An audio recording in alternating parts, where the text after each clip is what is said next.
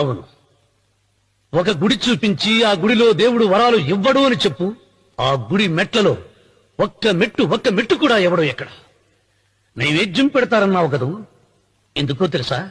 పెట్టిన క్షీరాన్నాలు, దద్దోజనాలు, పులిహోరాలు మనం మెక్కుతామని తెలిసి, అదే దేవుడు తింటాడని తెలిస్తే శనగ చెక్క, ఒక బెల్లపు ముక్క కూడా పెట్టరా. వెంట్రుకలు ఇస్తారన్నావు కదూ, దేనికి?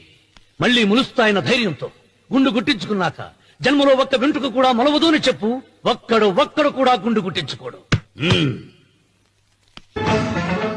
నా దృష్టిలో భగవంతుని పూజించే వాళ్ళు రెండు రకాలు.